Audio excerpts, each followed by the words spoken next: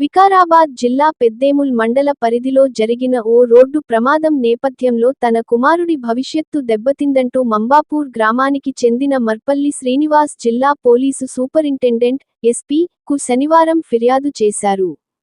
రాజకీయ ఒత్తిళ్లకు లోబడి Peddemul police station SI తన కుమారుడిపై హత్యాయత్నం కేసు నమోదు చేసి రిమాండ్కు పంపించారని ఆయన ఆరోపించారు.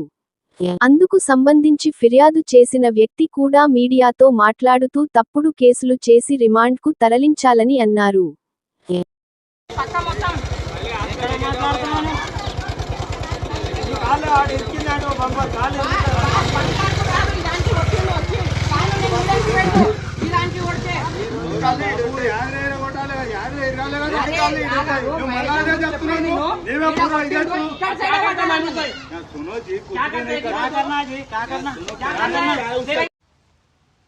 నమస్కారం అండి.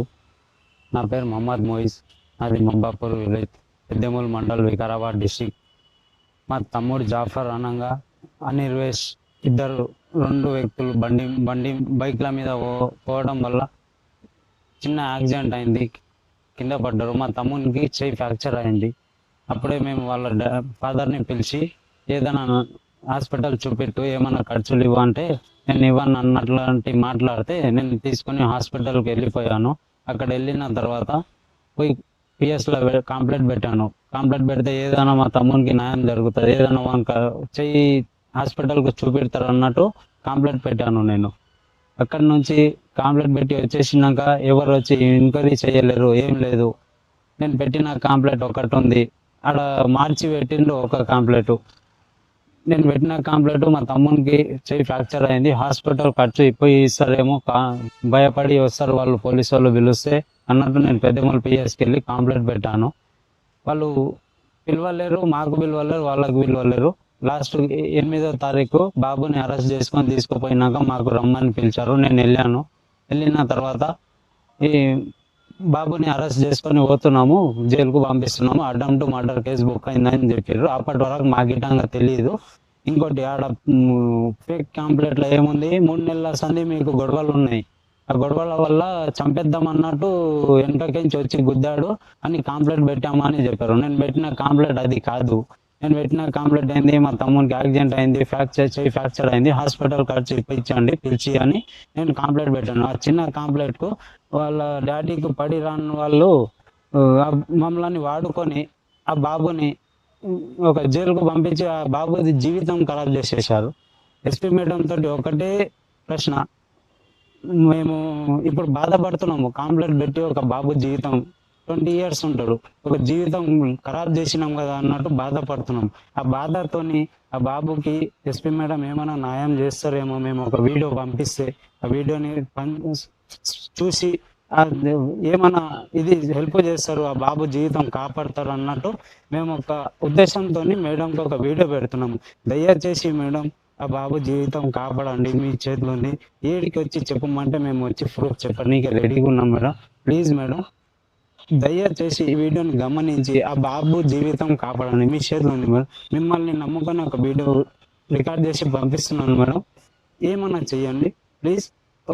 మేము ఇంకా ఇక్కడ కాకుండా మీ దగ్గర ఇది అవుతుంది, హెల్ప్ అవుతుంది, ఒక న్యాయం జరుగుతుంది అన్నట్టు మిమ్మల్ని నమ్మి ఒక వీడియో పంపిస్తున్నాం మేడం. అన్ని వీడియోని చూసి అనిర్వేష్ని న్యాయం జరిగేటట్టు చూడండి మేడం. నమస్కారం. మా ఊరు మంబాపూర్, పెద్దేముల్ మండల్, వికారాబాద్ డిస్టిక్. నా పేరు మర్పల్లి అనితారాణి. నా కొడుకు Marpalli Anirvesh, son of Marpalli Srinivas. June 2వ తారీఖు యాక్టివో బుల్లెట్ యాక్సిడెంట్ అయినవి. అవతల బుల్లెట్ అబ్బాయి కింద పడిపోయిండు. ఆ అబ్బాయికి చెయ్యి ఫ్రాక్చర్ అయ్యిందని చెప్పిండు. బుల్లెట్ వెనక ముందు వచ్చినాయి కానీ చూసుకోలే. అక్కడ వాళ్ళ పేరెంట్స్, మా అబ్బాయి పేరెంట్స్ అక్కడ వెళ్ళిన తర్వాత ఏంది అంటే ఎవరు ఏం చెప్పకపోతే సరే పోండి ఏమన్నా మాట్లాడుండి అంటే అబ్బాయి అన్న పోయి వాళ్ళ తమ్ముడిని గవర్నమెంట్ హాస్పిటల్లో అడ్మిట్ చేసి వచ్చిన తర్వాత అదే జూన్ 2వ తారీఖు రోజు పోయి కేసు పెట్టిండు, యాక్సిడెంట్ కేసు పెట్టిండు. యాక్సిడెంట్ కేసు పెట్టిన తర్వాత మాకు ఎట్లాంటి ఇన్ఫామ్ లేదు. ఎస్ఐ మాకేం మాట్లాడలేదు, కానిస్టేబుల్ని ఇంటికి పంపలేదు.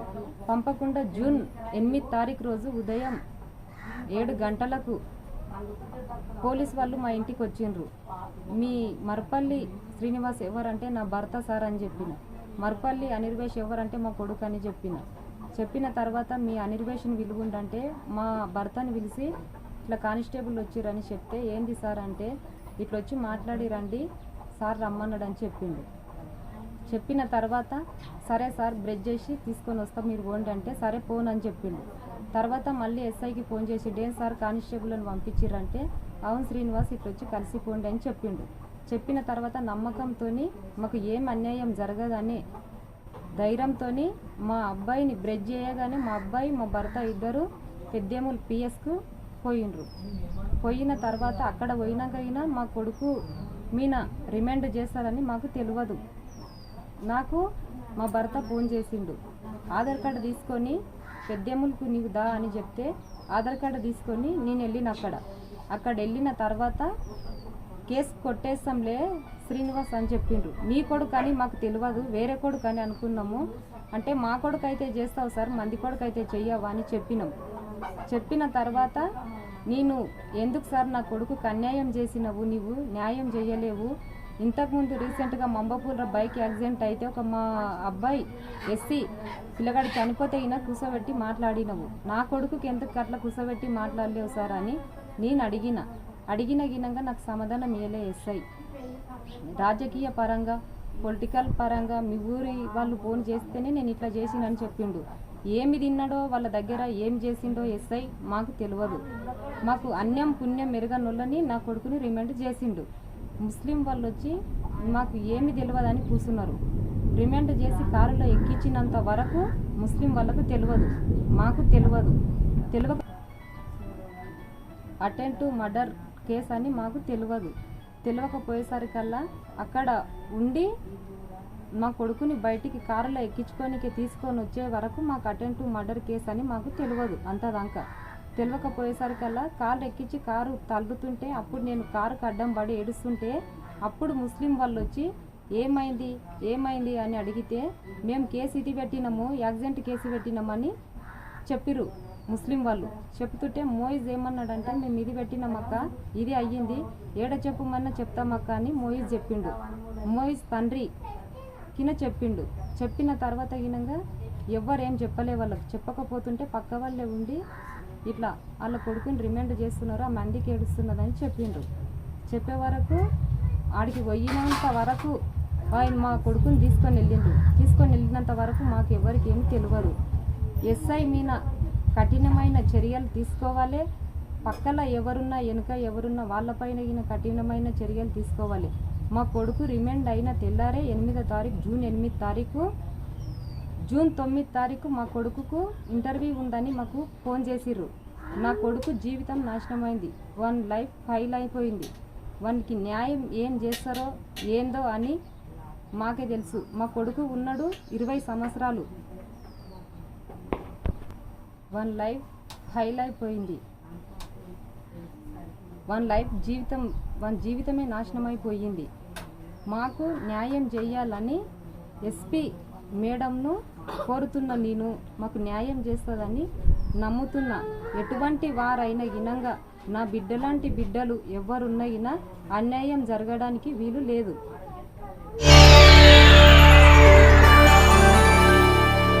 చేయండి, షేర్ చేయండి. కోసం ఛానల్ ని సబ్స్క్రైబ్ చేయండి. అలాగే ఇక్కడ ఉండే ఈ గంట సింబల్ ని క్లిక్ చేయండి. మేము అప్డేట్ చేసే ప్రతి వీడియో నోటిఫికేషన్స్ మీకు వచ్చేస్తాయి.